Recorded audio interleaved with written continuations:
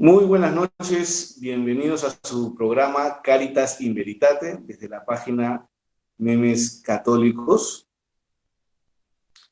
Soy el padre Yair y hoy tenemos el honor de entrevistar, de tener un conversatorio con el señor Julio Loredo, presidente de la Asociación Tradición, Familia y Patria, ¿no?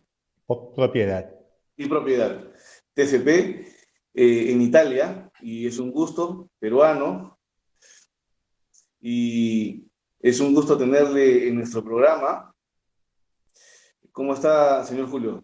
Muy bien, muchas gracias y saludo a todos y es un gusto enorme hablar en este canal, en este programa.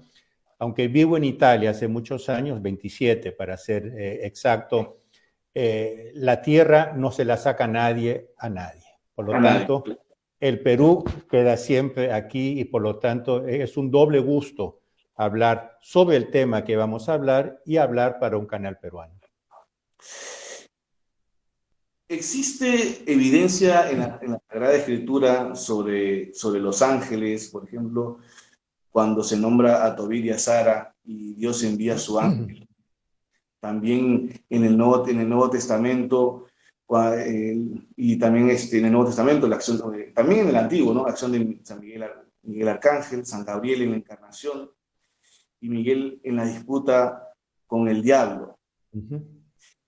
¿Cómo surge ese interés de usted por hacer el libro de los ángeles? Y también, por otro lado, hay mucha, a pesar de que, como le escuché en algún momento a usted, hay un hueco porque se habla poco de este tema. Se habla poco. Pero también, así como se habla poco, hay mucha confusión. Confusión si el tema de los ángeles es doctrina, si es dogma, si es parte de la tradición. ¿Qué nos puede decir usted?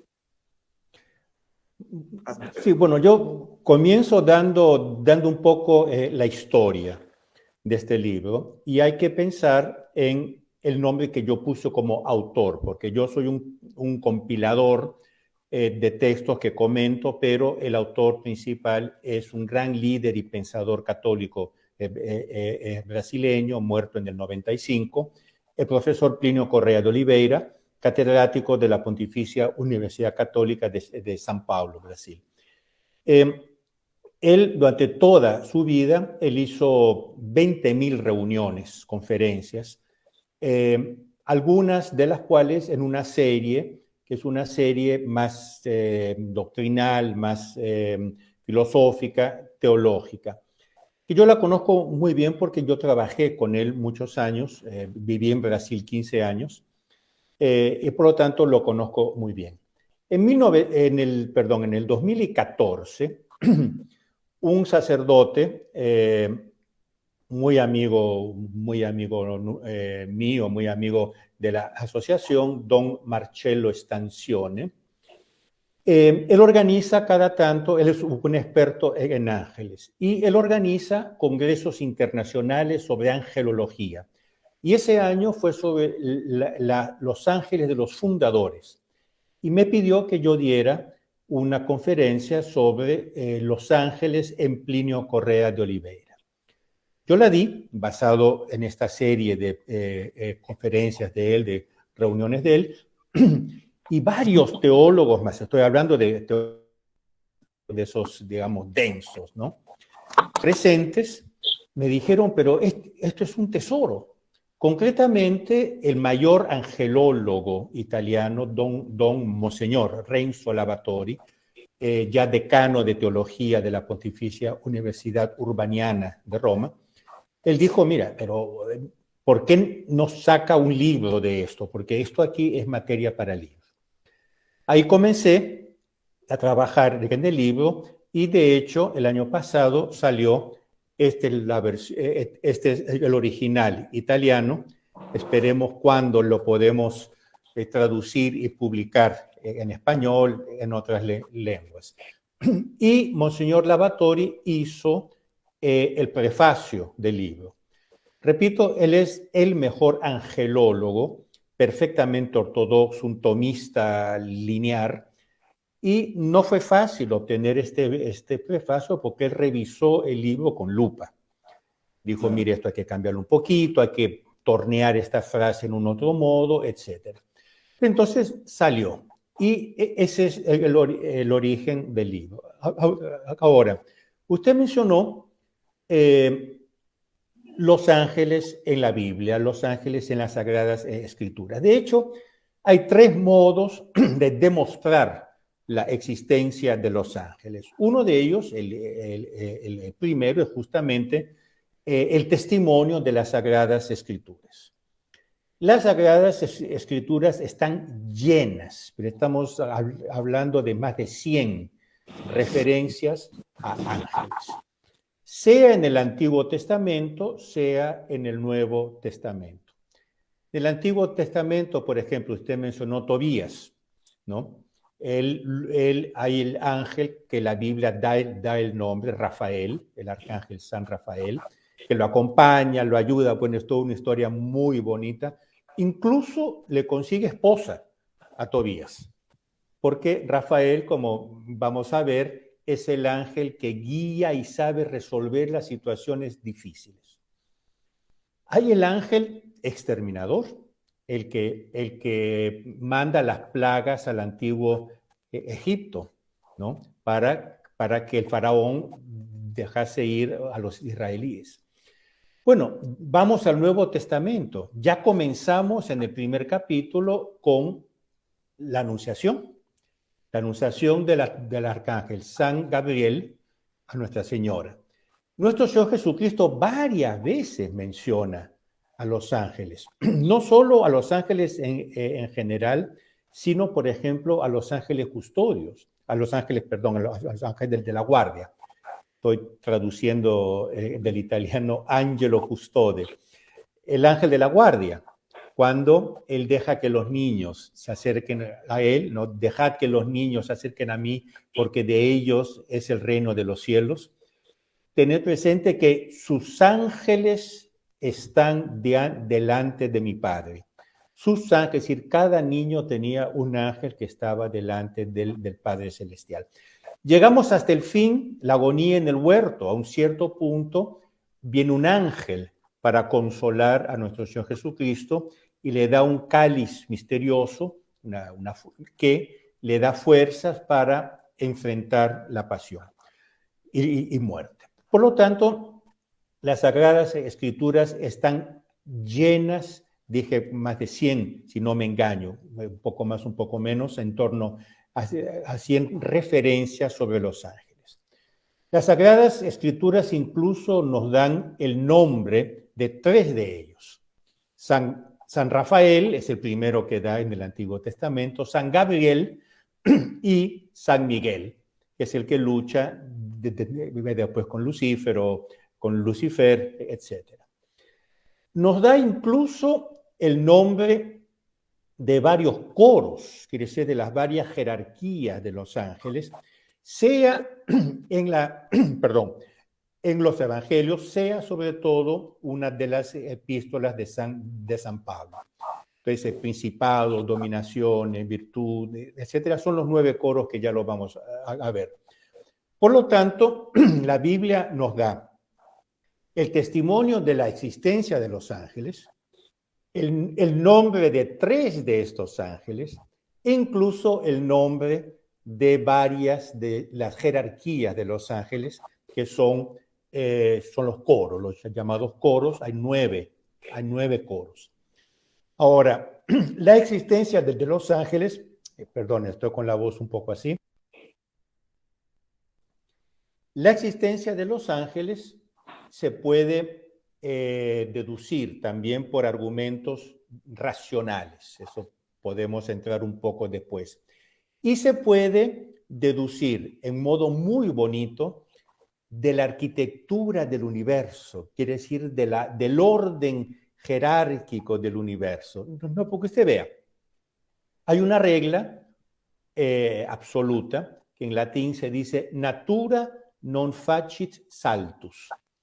Todos entendieron, porque todos en latín más o menos se puede entender cuando es fácil. La naturaleza no hace saltos.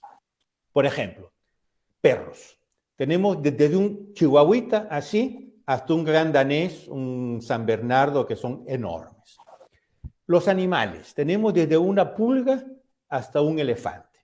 Ahora, si entre la pulga y el elefante no hubieran tamaños, estoy hablando de tamaños intermedios, la naturaleza sería horrible porque habría un salto. Y vemos que desde la pulga hasta el elefante hay hormigas, hay insectos, hay gatitos, gatos más grandes, perros, caballos, jirafas, hasta el elefante. Por lo tanto, hay toda una graduación. Bueno, eso se da con los reinos de la naturaleza. El reino mineral existe y punto, tiene existencia.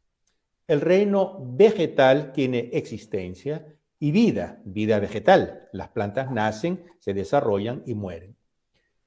Después vienen los animales que tienen existencia, vida vegetativa y vida instintiva, tienen instintos que pueden ser tan perfectos que incluso dan la impresión de que son casi humanos.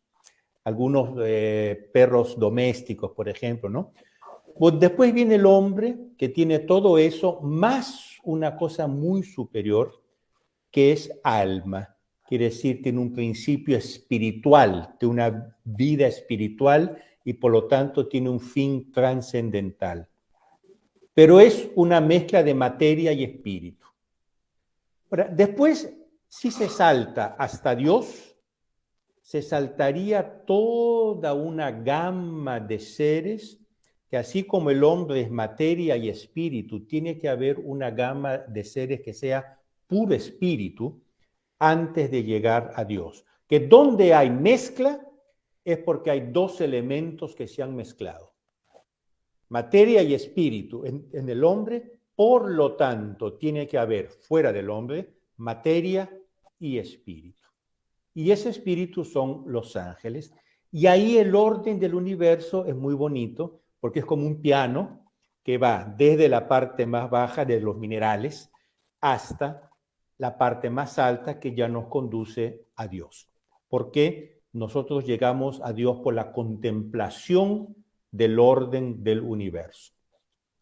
Por lo tanto, la existencia de los ángeles, y yo me salto las argumentaciones racionales, por ejemplo, Santo Tomás de Aquino en la Suma Teológica, en el De Angelis, el Tratado de Angelis, da todas las pruebas racionales, filosóficas. Pero nosotros allí vemos el universo, que no acaba con el hombre, tiene por encima del hombre todos los ángeles. Uno diría, bueno, la Virgen María, Nuestra Señora, ¿dónde está en esa jerarquía? Por naturaleza, ella es humana, por lo tanto es inferior a los ángeles.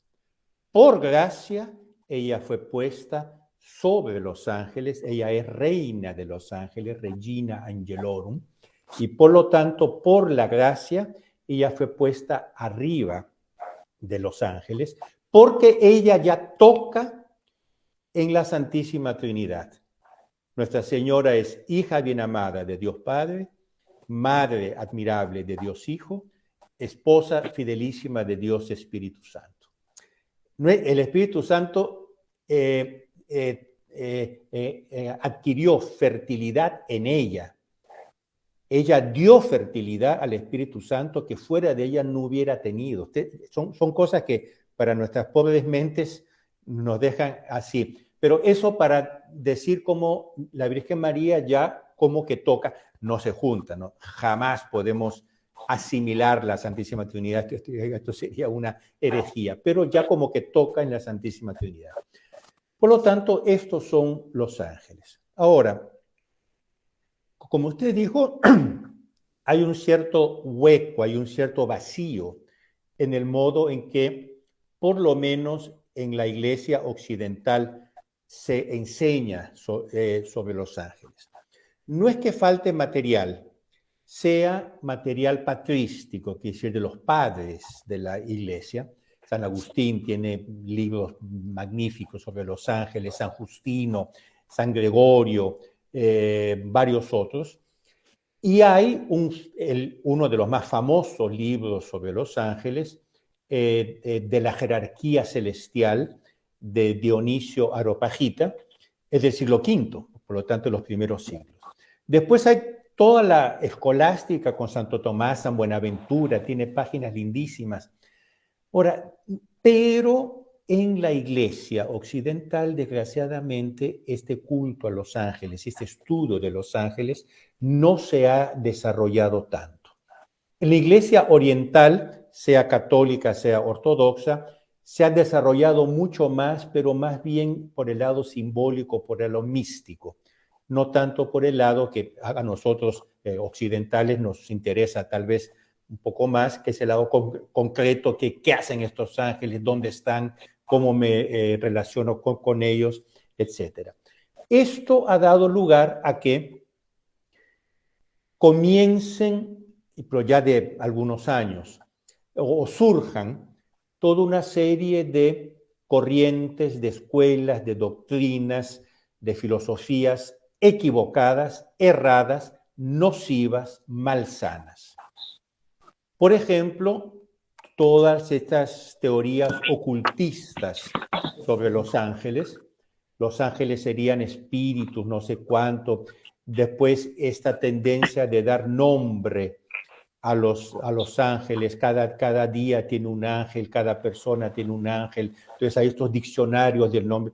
La Iglesia prohíbe concretamente esa práctica de dar nombre a los ángeles. Ahora, ¿por qué han surgido estas doctrinas ocultísticas, gnósticas, New Age, como se dice?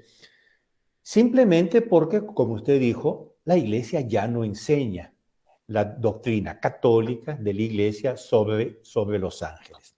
Ahora, el hombre tiene necesidad de tener una relación con los ángeles, porque el hombre tiene necesidad de alzar su espíritu para Dios.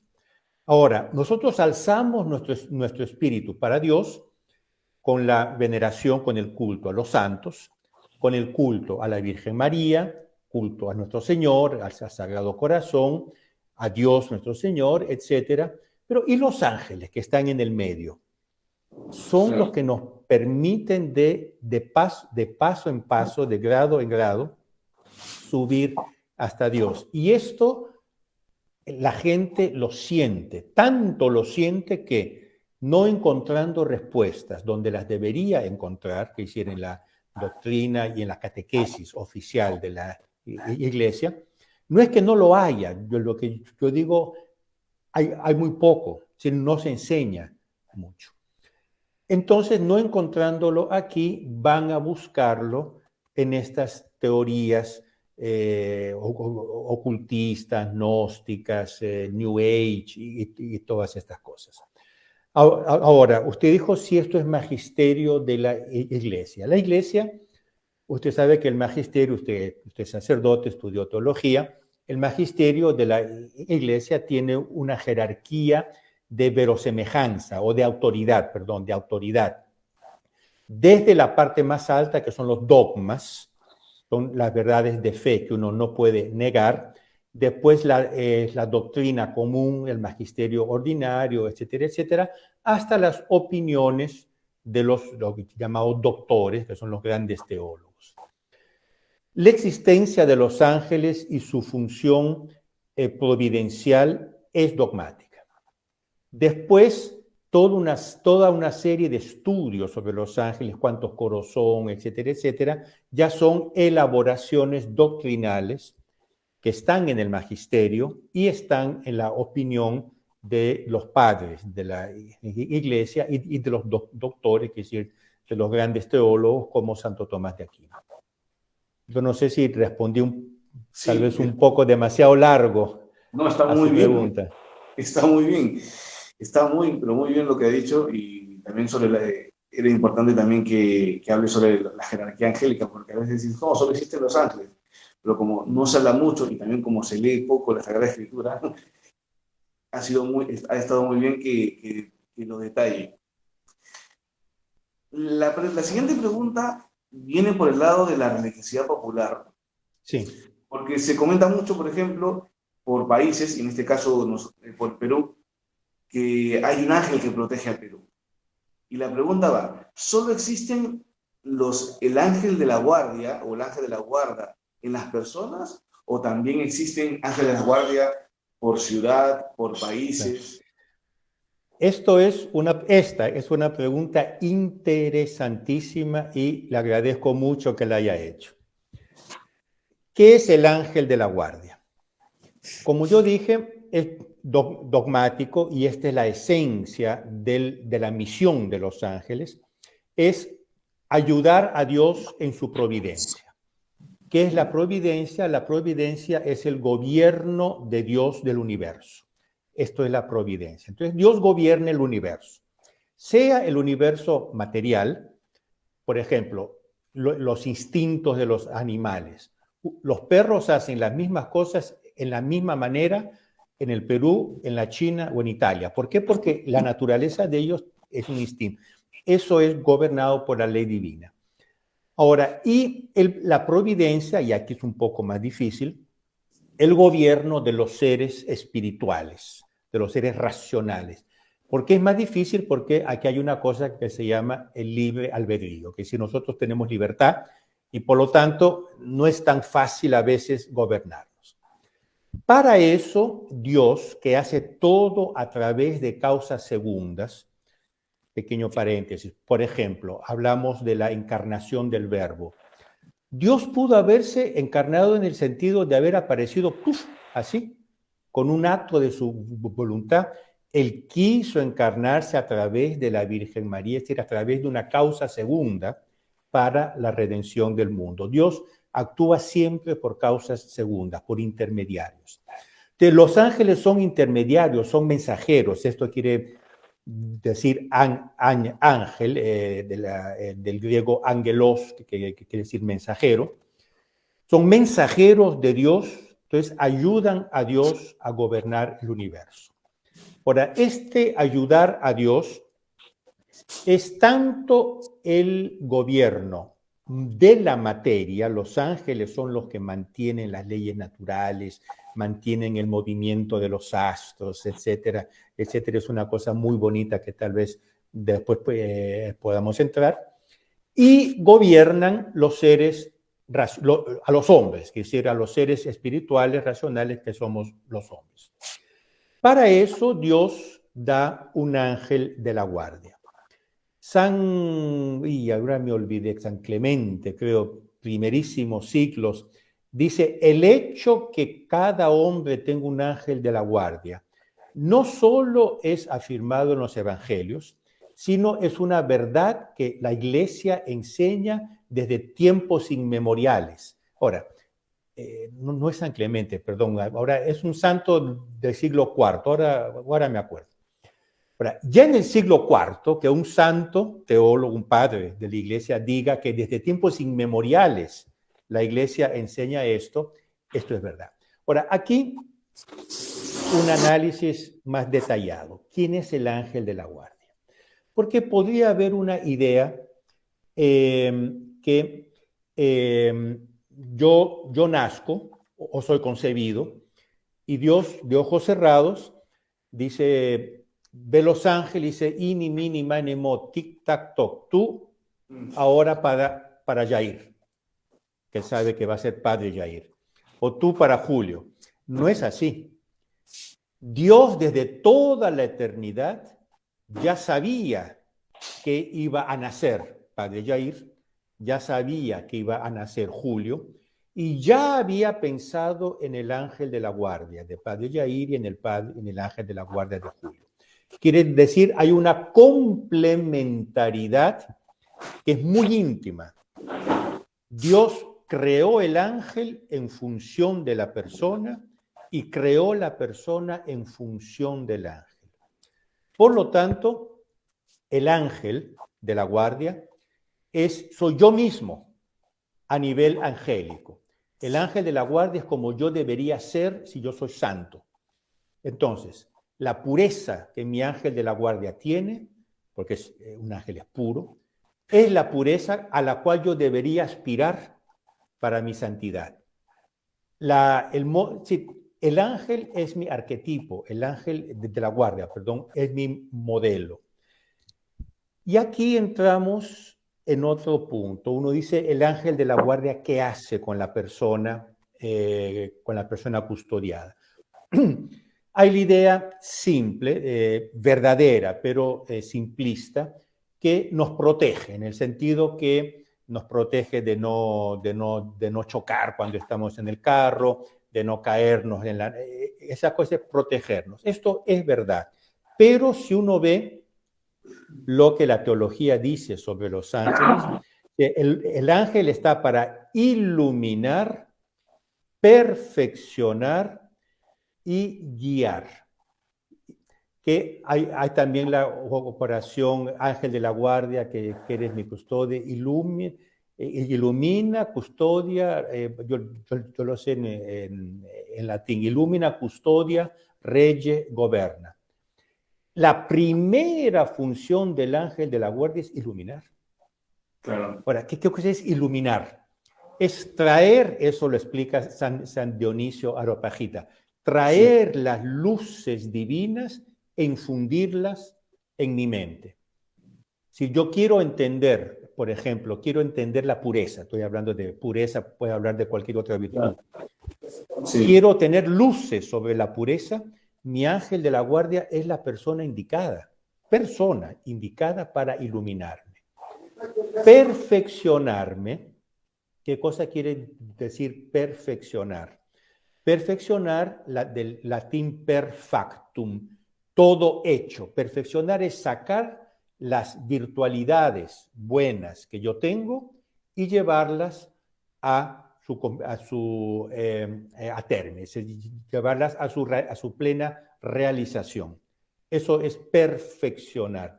Entonces, yo cuando me presente a Dios, yo voy a tener que rendir cuentas qué es lo que hice de esas capacidades, de esas virtualidades. Usted es párroco, usted tiene todas las virtualidades de ser párroco que tienen que actuarse, tienen que realizarse. Y en la medida en que usted realice esas virtualidades como párroco, usted va a estar más unido al modelo de párroco que usted debe ser. Y eso se llama santidad. Eso se llama santidad. Por lo tanto, el ángel perfecciona. Y el ángel guía. El ángel guía. Quiere decir, yo le puedo pedir un consejo al ángel, qué es lo que tengo que hacer aquí, qué es lo que tengo que hacer allá. Ahora, la sociedad humana es compuesta solo de individuos o también de grupos. También de grupos. Nadie nace un individuo. La iglesia no defiende el llamado individualismo. Uno ya nace en una familia. Uno ya nace, sí, desde que nace. Uno ya es hijo de mi madre e hijo de mi padre. Tengo dos apellidos, el del padre y el de la madre. Por lo tanto, desde que el hombre nace ya está en una familia. Después una familia, que es el núcleo familiar, una familia alargada, una familia con los primos, los tíos, etc. Después uno nace. Ahora, esa familia tiene que ser iluminada, perfeccionada y guiada como familia. Por lo tanto, las familias tienen ángeles de la guardia. Los pueblos, los pueblos en el sentido de ciudades y los pueblos en el sentido de nación. El Perú, por ejemplo. El Perú tiene una vocación que es diferente de la vocación, por ejemplo, de Ecuador, un país que yo conozco perfectamente, he vivido en Ecuador, etcétera. Son unos países hermanos, la misma raza, la misma lengua, la misma fe, pero es diferente. Si uno va por Quito, por ejemplo, el número de iglesias es una vocación diferente. Por lo tanto, los países también tienen ángeles de la guardia. Después, las instituciones. Una orden religiosa, por ejemplo, los franciscanos, los dominicos, los benedictinos, etcétera, etcétera. Un franciscano, ¿por qué es franciscano? Porque él tiene el carisma de San Francisco de Asís. Tanto su santificación depende que él viva el carisma franciscano. Si uno tiene el carisma franciscano y se mete de jesuita, sí, se puede santificar, pero es más difícil porque el carisma de él no es el carisma jesuita, es el carisma franciscano. Pero hay ángeles o un ángel o ángeles, no sé, que ayudan a los franciscanos. Si Dios, cuando nació la orden franciscana, decía, mire, estos ángeles, concretamente para esta orden, ustedes tienen en sus manos muy específicamente la orden franciscana. Y así los jesuitas, etc. La iglesia tiene su ángel de la guardia. Entonces, usted vea, por ejemplo, un papa. El actual papa, Francisco. Él tiene su propio ángel de la guardia, el ángel de Jorge Mario Bergoglio. Él tuvo el ángel de la guardia cuando era arzobispo de Buenos Aires, el ángel de la guardia de Buenos Aires, porque Buenos Aires tiene un ángel de la guardia. Ahora, sobre eso, tiene el ángel de la guardia del papado, de la Iglesia, del Vaticano. Son acciones cumulativas, esta es una noción muy importante, son acciones cumulativas. Por lo tanto, todo el universo está lleno de ángeles de la guardia, de personas individuales, de grupos sociales y de instituciones.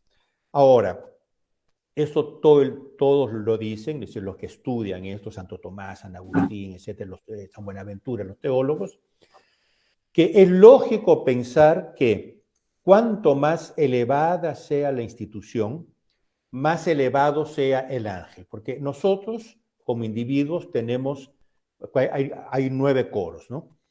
El último coro, el más bajo, son los ángeles.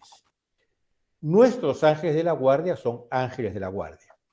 Ya una nación tiene un arcángel, o tal vez un principado. El ángel de la guardia de la iglesia es San Miguel Arcángel, que es el ángel número 1, que es el ángel más alto, porque la iglesia es el cuerpo místico de Cristo, ¿no? Entonces, claro, aquí hay toda una visión de una compenetración, de una interpenetración, no sé si se puede decir así, una interpenetración del mundo angélico con el mundo humano, que es mucho más profunda de lo que uno normalmente podría pensar. Otro punto. Esto se estudió en los primeros siglos de la iglesia, después un poco se dejó. La misión de los ángeles, como dije, está en ayudar a Dios en su, es decir, ayudar, colaborar con Dios, ¿no? Dios no necesita ayuda, pero Él crea colaboradores.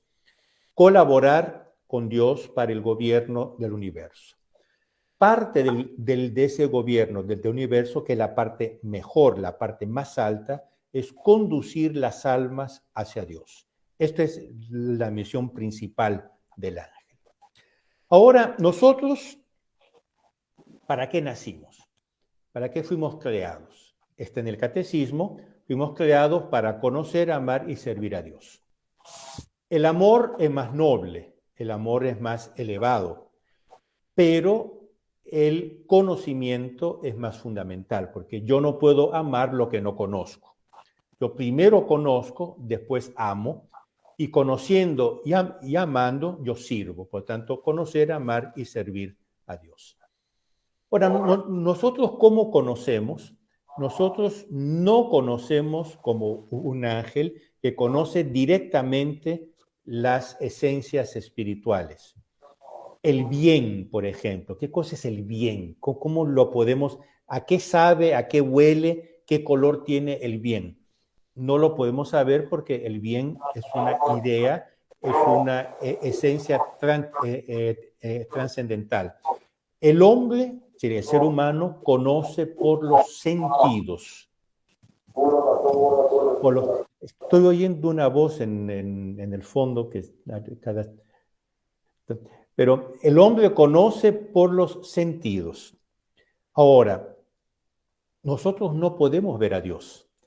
Cuando Dios se presenta a Moisés, a Elías, él dice, nadie me puede ver si no muere antes. Y por lo tanto, él se presenta a través de símbolos, con un viento fuerte, con la zarza en llamas, etc. Por lo tanto, nosotros no podemos conocer a Dios por los sentidos, pero sí podemos contemplarlo en el orden, en la belleza del universo. Pero, por ejemplo, la grandeza. ¿Qué cosa es la grandeza? Es una idea, es un atributo de Dios, por lo tanto es un valor moral, un valor trascendental. Pero no sería imposible concebir la grandeza si no tuviéramos una referencia visual. Por ejemplo, el volcán Misti, sobre todo cuando está nevado, es grandioso. Uno ve que sale de la tierra, llega arriba, tiene esa parte nevada. O para quedarnos en el Perú, la Cordillera Blanca, el Huandó y el Salcantay, etc. Uno ve eso y dice, ¡ah! Qué belleza, cómo es grande, cómo tiene grandeza. Y eso nos da una sensación de grandeza que nos produce la idea de grandeza que nos lleva hasta Dios. Ahora, esto es parte del gobierno de Dios del universo. Entonces, los antiguos, los teólogos, los padres de la iglesia, decían, es muy probable, seguro, que Dios haya puesto ángeles en esos lugares para ayudar al hombre a contemplar esos lugares con una óptica católica. Por ejemplo, yo veo la Cordillera Blanca, yo, ingeniero, yo la puedo contemplar, bueno, eso es una mezcla de cristales de feldespato con no sé qué metales, perfectamente real, perfectamente científico, pues no es el aspecto más alto. Entonces hay un ángel ahí que cuando hay personas que contemplan la Cordillera Blanca, dicen, oye, mira, ve aquí, ve cómo esto lleva hasta Dios, ¿no? Entonces hay también ángeles de la guardia de lugares. Por lo tanto, si uno suma todos estos ángeles, uno ve que el mundo angélico y el mundo humano se interpenetran y se interpenetran muy íntimamente. Es muy enriquecedor escucharle y todos los que nos están viendo desde sus hogares también, estoy seguro que se están sorprendiendo porque es un tema que no se sabe, que no se conoce. Y si se sabe algo, se ha sabido, bueno, hasta el día de hoy, sobre el ángel de la guarda de manera personal, no por ciudad, no por lugares, no por países. Y esto es enriquecedor porque también se les puede invocar. Exactamente. Es muy, pero muy importante esto, porque estamos, como usted dijo, estamos compenetrados, estamos unidos.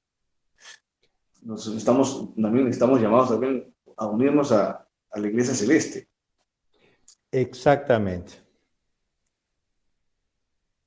La pregunta que le voy a hacer ahora, se le escuché a usted hace algún tiempo en una ponencia que dio aquí en Lima,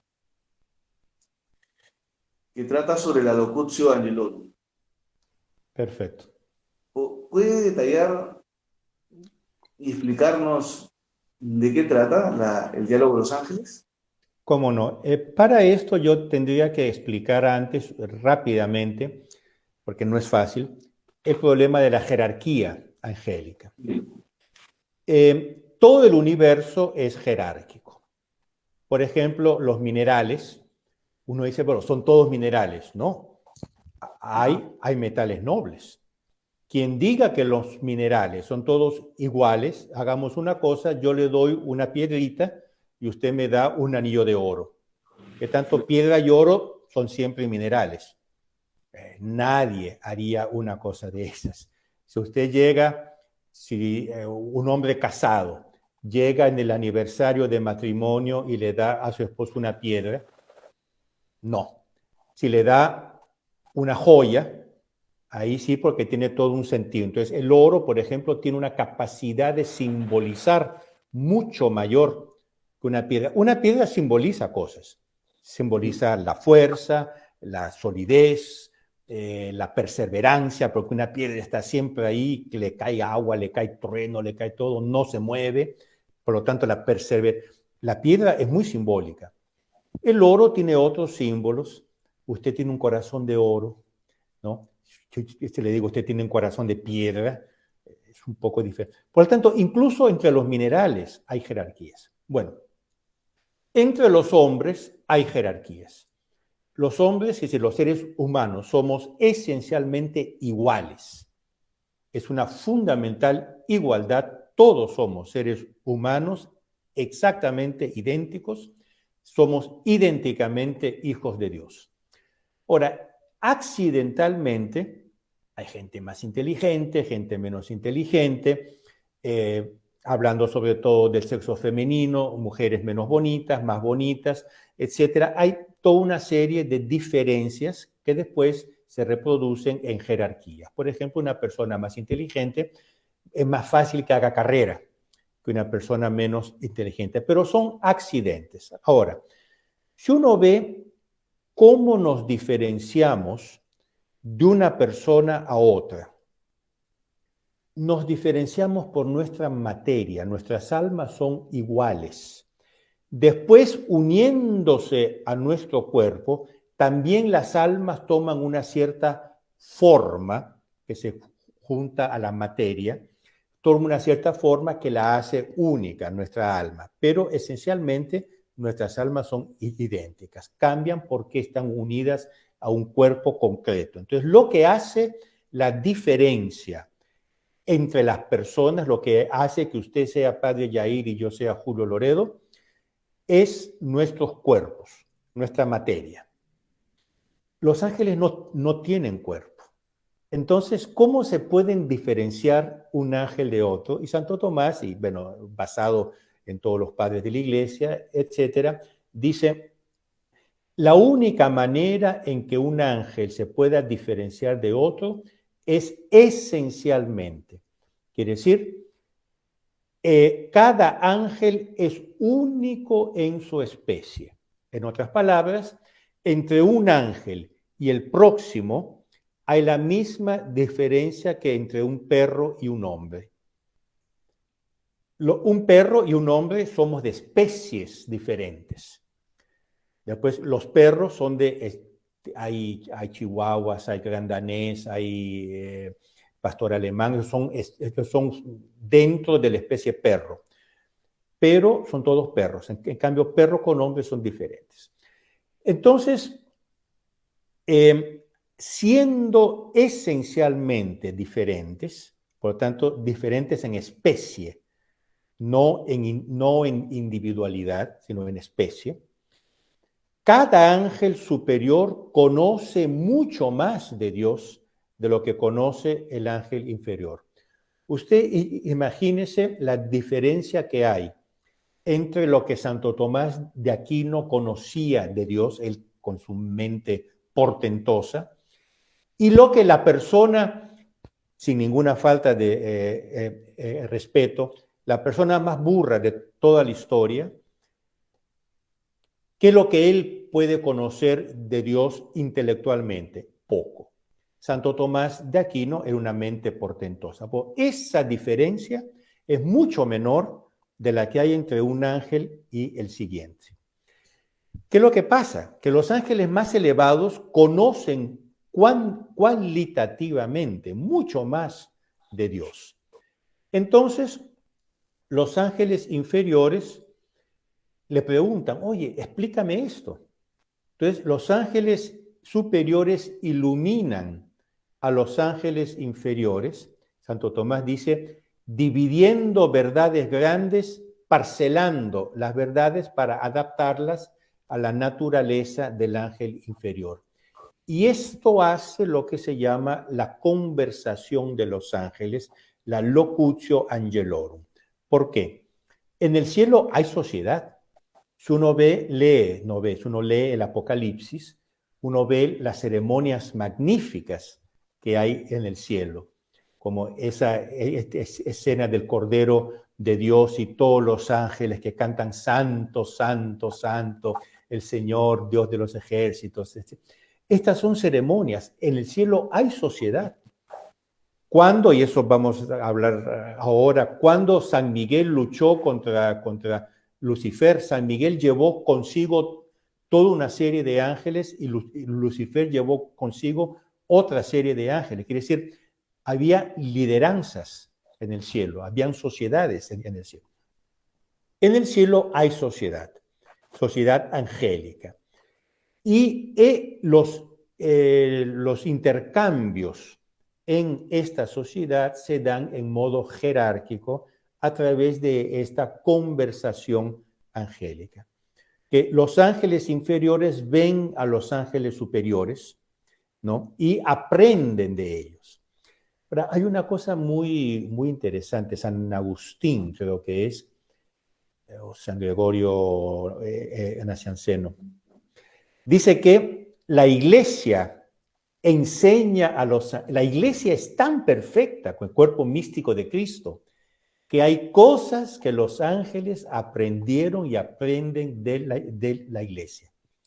Esto nos debe dar un orgullo de ser católicos, de ser miembros de la iglesia, de una institución que más allá de los errores y de los defectos humanos que pueda haber en ella, y los hay, la institución es divina, tan divina que incluso los ángeles aprenden de ella. Y lo que usted me preguntó es la locutio angelorum, quiere decir la conversación angélica. Ahora, cuándo? Es decir, Dios creó primero a los ángeles, creó el universo y los ángeles. Eso los teólogos, los comentaristas, que estudian la Biblia, dicen que cuando Dios dijo fiat lux, se haga la luz, o sea la luz, en ese momento creó a los ángeles. Entonces, ese universo angélico era perfecto, porque Dios creó el universo a su imagen y semejanza. Él no hubiera podido crear un solo ser para que solo ese ser reflejase todo Dios, porque sería una especie de vicedios, ¿no? Él creó muchos seres para que cada uno reflejase un cierto aspecto de Dios. Y el conjunto reflejase todo Dios, o como se dice en teología, totus sed non totaliter. Todo, mas no totalmente. Por ejemplo, un pajarito, un jilguero, representa la vivacidad, la ligereza, ¿no? Un cóndor representa otras bellezas, otras virtudes, otras verdades. Y no hay pájaro que pueda simbolizar lo que el jilguero simboliza y lo que el cóndor simboliza al mismo tiempo, porque son dos perfecciones diferentes de Dios, armónicas, pero diferentes. Entonces, Él creó el jilguero para simbolizar ciertas cosas y el cóndor para simbolizar otras cosas. El cóndor, por ejemplo, no es bonito. El vuelo de él es muy bonito. Entonces, bueno, no entremos en eso porque nos perdemos en contemplaciones. Ahora, de repente, un cierto número de ángeles, una tercera parte de los ángeles desde el Apocalipsis, cayó, pecó. Entonces, es como si en un espejo hubieran surgido manchas negras. Dios ya no se ve, ya no se refleja en ese espejo. Entonces, Él creó una segunda creación, la creación humana, para que los hombres rellenasen esos lugares que los ángeles dejaron vacíos. Lo que Santo Tomás dice, nosotros somos co-reinantes con los ángeles y estamos llamados a rellenar los lugares que los ángeles que cayeron al infierno dejaron vacíos para recomponer el orden celestial, el orden del universo. Ahí uno dice, bueno, pero hay tantos huecos. Sí, hay tantos huecos porque Santo Tomás, bueno, después San Dionisio, etcétera, explican, hay mucho más ángeles en el cielo que hombres en toda la historia. Por lo tanto, hay muchos lugares vacíos que van a tener que ser rellenados por los hombres. Nuestra vocación, es lo que dice San Pablo, no tenemos morada en esta tierra. Non es hinc nostra civitatem. Dice, nuestra morada, nuestra habitación no es aquí. Esto para nosotros es un pasaje. Claro. Nuestra morada está allá arriba. Entonces, es por eso que nos sentimos atraídos por el mundo angélico, porque es allí que fuimos creados y para allí que fuimos destinados. Entonces, yo no sé, ya perdí un poco la pregunta original que me había hecho, sí. Pero esa es la finalidad de los hombres.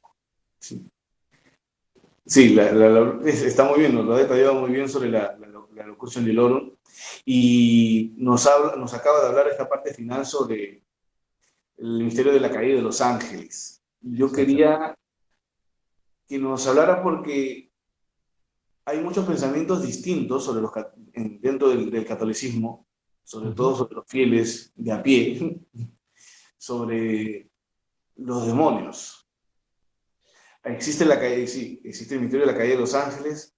La pregunta es, esto porque mucha gente se pregunta y mucha gente no lo pregunta, pero lo cree de esta manera.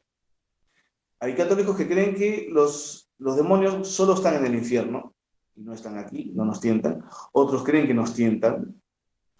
Otros piensan que actúan de diversas maneras. Otros dicen, no, nadie nos tienta, soy yo quien lo pienso así y a mí me parece, y si yo peco es porque a mí me da la gana y no siento el engaño de ningún demonio. Ahora, por otro lado, ¿de qué manera actúa el demonio?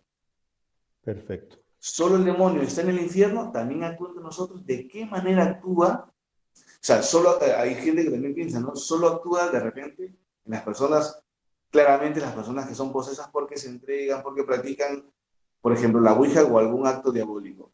Claro. ¿Puede el demonio infestar una casa, un lugar, una ciudad? Ahora, para comenzar, ¿quiénes son los demonios? Los demonios son ángeles. Por lo tanto, tienen todas las perfecciones naturales y todos los poderes, ¿no?, de un ángel. La inteligencia de un ángel, tienen el poder de intervenir como tienen los ángeles. Son ángeles. Ahora, estos ángeles, a un cierto punto, y esto sería un poco largo explicarlo, pero a un cierto punto no aceptaron el orden que Dios había creado en el universo. No quisieron amar a Dios, no quisieron servir a Dios. Y hay el grito de Lucifer, non serviam, no te serviré, es decir, no te obedeceré. Y se revela. Dios pudo haberlo aplastado así, con este dedito. Sí. Él quiso que otro ángel surgiese y sea Quisut Deus, ¿quién como Dios? Que en hebreo es Miguel, y liderase la reacción contra los ángeles rebeldes. Y el Apocalipsis dice, y hubo una gran batalla en el cielo. San Miguel y sus ángeles peleaban contra Lucifer y sus ángeles hasta que no hubo más lugar para ellos en el cielo, fueron precipitados en el infierno. Ahora, si uno fue precipitado, fue expulsado del infierno, lleno de odio contra la persona que lo castigó. Entonces, desde el primer momento de su precipitación en el infierno, ya el demonio comenzó a conspirar, ya el demonio comenzó a tentar, etc. El demonio ya no puede hacer nada sobre los ángeles, porque esto es otra cosa que tendría que entrar un poco más desde el punto de vista incluso filosófico. La inteligencia del ángel es directa y fulmínea. La del hombre no. El hombre ve una cosa, pero será, no será, y siempre hay una franja de incertidumbre. Y también nuestra voluntad tiene una franja de incertidumbre. A ver, ¿por qué pecamos? Nosotros sabemos qué es el mal, pero pecamos. Como San Pablo dice, yo hago el mal que no quiero y no quiero el bien que se... Hay dos leyes en nuestra naturaleza. Claro, no hago el bien que quiero y hago el mal que no quiero. Exactamente, esa es la frase, porque yo, infelizmente, hablando continuamente en italiano, todas estas frases de la Biblia ya me las aprendí, Sí, o se en entiende. latín o en italiano. Lo Pero italiano. bueno, en todo caso, tanto así que cuando Dios crea el hombre, Lucifer y sus ángeles dicen, aquí sí lo puedo tentar. Y ahí viene la serpiente y todo el caso. Ahora, el pecado original. ¿Qué fue el pecado original? Fue igualito el pecado de Lucifer, porque el pecado de Lucifer, uno dice, fue orgullo, pero fue un orgullo que lo llevó a rechazar el amor de Dios, que lo llevó a rechazar el orden que Dios había creado, que Dios había puesto. También la serpiente tentó primero a Eva, Eva tentó a Adán y los dos cayeron en un pecado de orgullo y de desobediencia, porque Dios había dicho, no coman de ese fruto. En el fondo, como que dice, ¿quién eres tú, Dios, para decirme a mí, Eva, que no puedo comer de ese fruto? Y comió, y este fue el pecado original. De ahí viene lo que los biblistas llaman el protoevangelio, que es decir, el primer anuncio de la buena nueva, que es cuando Dios castiga primero al hombre, comerás con el sudor de tu frente, etcétera, etcétera, castiga a la mujer, darás a luz con dolor, estarás bajo tu marido, etcétera, castiga la serpiente, te arrastrarás por el polvo, etcétera. Pero Dios es misericordioso, Dios es misericordia, no puede simplemente castigar y olvidarse de la cosa. Él castiga, pero da una solución, quiere decir, cierra una puerta, pero abre otra. Y él dice, pondré enemistad entre tú, Eva, que es el símbolo de Nuestra Señora, y la serpiente. Entre tu descendencia y su descendencia, ella te aplastará la cabeza y tú le morderás el talón. Quiere decir, esto San Luis María Griñón de Montfort comenta muy bonito, dice, Dios creó una sola enemistad, pero como todo lo que él hace es perfecto, esta enemistad es perfecta. Que yo pondré enemistades, inimicitias ponam en plural, entre tú y la serpiente, entre tu descendencia y la descendencia de la serpiente. Y esta es la lucha entre el bien y el mal durante toda la historia. El demonio que se condenó no quiere que nadie se salve, porque un hombre que se salve, un alma que se salve, es la demostración que él está equivocado. Y a un orgulloso no le gusta que lo vean como equivocado. Por lo tanto, si todos se condenasen, ya, están viendo, yo tenía razón porque es imposible salvarse, todos vinieron aquí conmigo. Entonces, cada alma que se salva es una refutación, por así decir, al demonio. Entonces, el demonio conspira, el demonio tienta, el demonio quiere perder nuestras almas. ¿Cómo lo hace? Aquí hay un principio absoluto. Solo Dios puede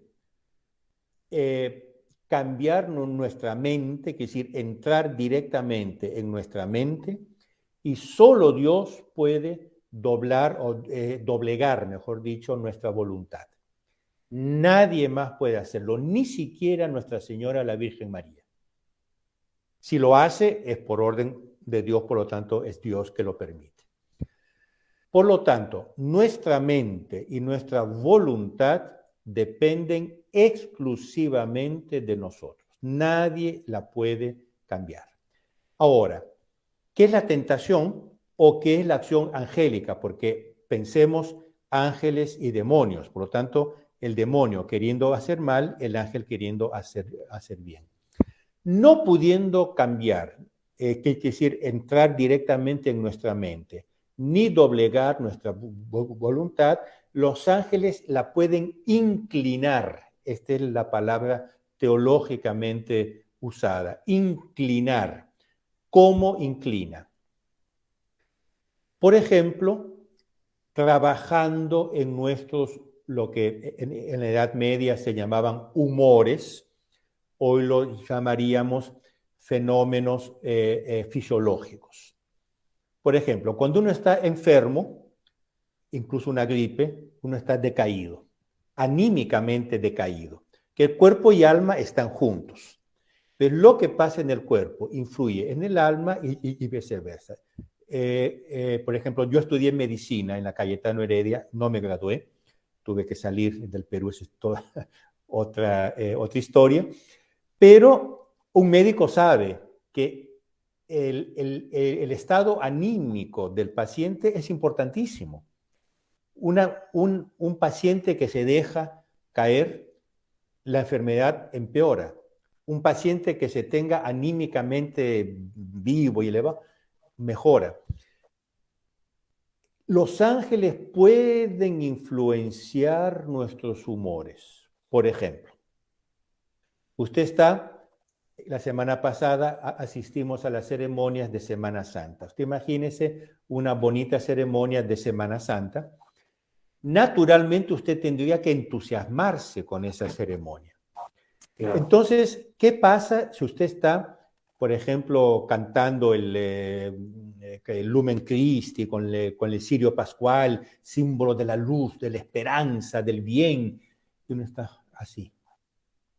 No le llama la atención. Eso puede ser el demonio que lo está queriendo. Oh, no te entusiasmes con esto. Deja, esas son cosas que Padre Jair está haciendo estas cosas con el cirio pascual, por eso no, olvídate.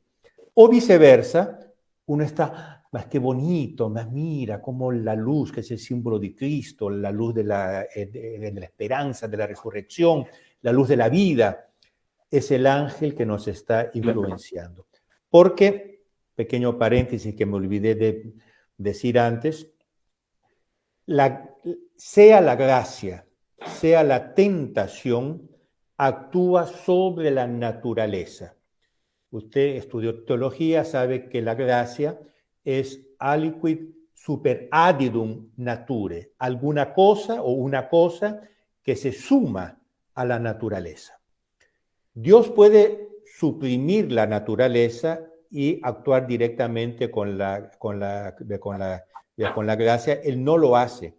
Él usa la naturaleza. Por ejemplo, si Él quiere que una persona sea un gran predicador, Dios le va a dar una buena voz. No es lógico que le dé el carisma de ser un gran predicador y le dé una vocecita que no se oye. Entonces, le da una naturaleza capaz de tener un carisma de predicador, y ahí naturaleza y gracia van juntas. Gracia aliquid super addendum nature. La gracia es algo que se suma, que se agrega a la naturaleza. Entonces, claro, usted dice, ¿quién nos tienta? Somos nosotros que nos dejamos ir, nos dejamos andar para el pecado, relajándonos. El demonio, ¿qué es lo que hace? Facilita esa caída. El ángel, ¿qué hace? Facilita cuando vamos para arriba e intenta dificultar cuando vamos para abajo. Típico caso, y yo lo estoy mencionando porque todos hemos pasado por esto. usted ve porque le cae bajo los ojos, está viendo una revista y hay una foto inmoral. Hay veces que usted pasa esa foto como quien ve un árbol. Hay veces que como que de esa foto sale, mírame, mírame, mírame, una especie de, entre comillas, fluido que lo atrae y uno pasa la página y vuelve atrás. Me disculpe ser tan explícito, pero son situaciones, pues, usted es confesor, son situaciones por las cuales hemos pasado todos. Ahora, ¿por qué en algunos casos uno ve una foto inmoral y ni le llama la atención? En otros casos uno tiene que hacer fuerza para pasar. La naturaleza es siempre la misma. Sí. Pero estamos con las tendencias desordenadas que pueden ser facilitadas, pueden ser inclinadas, sea por el ángel para el bien, sea por el demonio para el mal. Los ángeles no pueden incutir ideas en nuestras cabezas, pero pueden excitar nuestra imaginación, siempre porque saben trabajar en nuestro cerebro, saben trabajar en las sinapsis cerebrales, en las neuronas, porque los seres superiores gobiernan los seres inferiores. El ángel tiene poder sobre la naturaleza, sobre la materia, quiero decir. El ángel tiene poder sobre la materia, puede trabajar mi cerebro para producir alucinaciones, producir ideas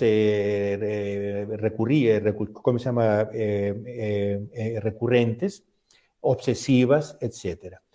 Entonces, sintetizando, la tentación viene de aquí. Lo que nuestro Señor dice es lo que sale del hombre que es malo, no lo que entra, lo que sale. Pero allí están los ángeles y ahí están los demonios, cada uno queriendo influenciar desde afuera, porque, repito, no puede entrar aquí dentro ni aquí dentro. Desde afuera ellos intentan, cada uno para su lado, jalarme de aquí, jalarme de allá. Y en esto consiste la tentación diabólica. Ahora, hay casos en que las personas, como usted dice, juegan con brujerías, juegan con la ouija, juegan con esto, juegan con el otro, y abren una ventana al demonio. No sé si usted recuerda, si lo ha visto, el primer filme, El Exorcista, hecho en el año 70, 71. Sí, sí. Es un caso real. Es un caso absolutamente real. La única cosa que Hollywood hizo fue, el caso real es con un niño. Hollywood lo hizo con una niña porque es más cinematográfico. Pero es un caso real, histórico, en los años 30. Un niño que comenzó a jugar con el Ouija y comenzó a dialogar con un ser espiritual que se hacía llamar Captain Dowdy, Capitán Dowdy, que era el demonio, hasta que el demonio entró. Es muy peligroso jugar con estas cosas, porque incluso cuando uno está solo jugando, uno abre ventanas, abre puertas para que el demonio entre. Como viceversa, cuando uno va a misa, frecuenta los sacramentos importantísimos, la confesión, la comunión, etc., uno abre las puertas para el ángel. Cada vez que uno va a confesarse, cada vez es una puerta enorme que uno abre de par en par para los ángeles. Cada vez que uno contempla un paisaje bonito y dice, qué bonito, qué grande es Dios que ha creado esto, uno abre una ventana a los ángeles. Por tanto, nuestras almas nadie las puede cambiar contra nuestra voluntad, pero nosotros podemos abrir ventanitas o ventanonas, sea para los ángeles, sea para los demonios. Muy bien. Qué enriquecedor lo que ha dicho. Yo creo que ha esclarecido muchas dudas que tienen muchos católicos, tanto católicos que van asiduamente a la parroquia, como los que van poco a la parroquia, o los que van casi nunca. Y ya que, como dije al inicio, el tema de los ángeles es un vacío, porque se habla poco, y toda esta entrevista que usted acaba de responder, y de una manera muy enriquecedora, va a servir de mucho para cada uno de nosotros. Usted ha escrito algunos libros, tanto como La militancia de los ángeles y también algún otro tema. ¿Nos podría decir cómo conseguirlos? Bueno, los últimos dos, hay uno que está en venta en Perú, que es este sobre la teología de la liberación, que lo pueden pedir al editor, que es Tradición y Acción por un Perú Mayor. Lo encuentran en Facebook, en Internet, en el sitio, en todo, lo pueden pedir. Esto es la versión resumida, sobre todo los dos primeros capítulos, que el libro original es un poco más grande. Pues lo tengo aquí atrás, no quiero interrumpir. Pero esto es un libro salido hace pocos años, que fue presentado en el Perú, fue presentado en Lima, fue presentado en Arequipa, ¿no? Ahora este libro sobre Los Ángeles, y después hay otros libros que he escrito, siempre interpretando y explicando el pensamiento de este gran líder católico, Plinio Correa de Oliveira. Yo soy director de una revista aquí en Italia, y esta revista publica artículos continuamente. También tenemos una newsletter, un servicio de noticias semanal. Entonces, sumando todo esto, uno encuentra mucha cosa mía, incluso vídeos. Si ustedes van en YouTube, yo tengo un canal YouTube, pueden buscar mi nombre, Julio Loredo de Iscue. Ahí hay varias cosas mías, y en otros canales también hay varias cosas mías.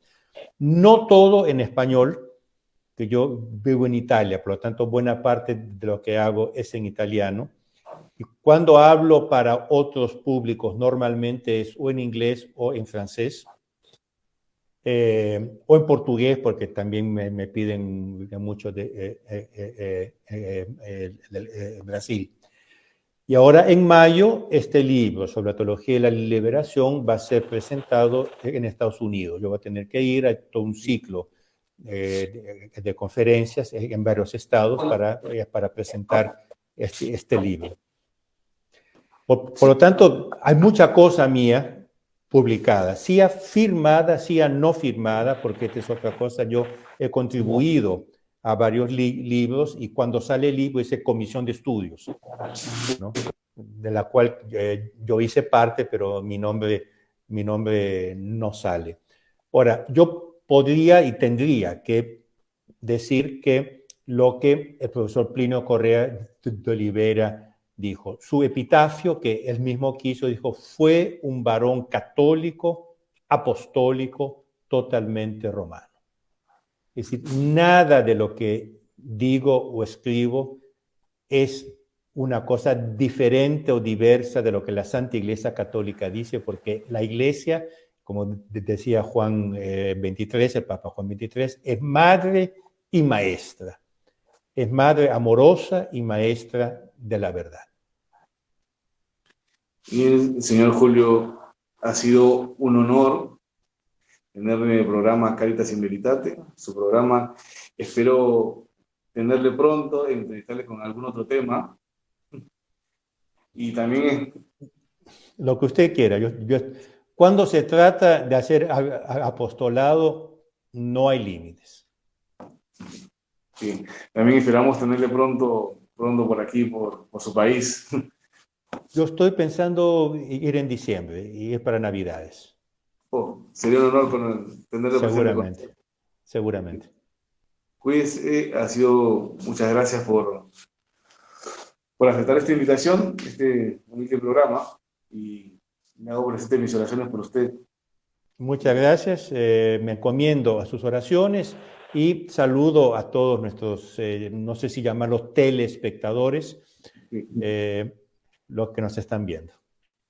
Hacemos una oración antes de... ¿Cómo no? ¿Cómo no? Invocamos a nuestra Madre Santísima cantando el Regina Cheli. Regina Cheli, aleluya.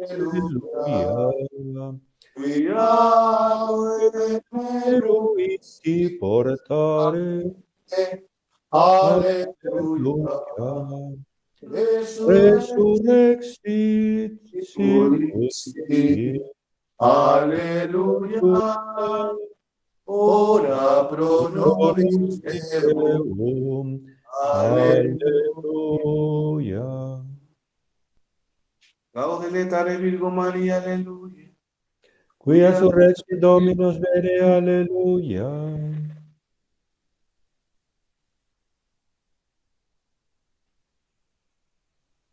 In nomine Patris, et Filii, et Spiritus Sancti. Amén. Bien. Que tenga muy buenas noches. Muchas gracias. Buenas noches a usted y a todos. Que se bendiga.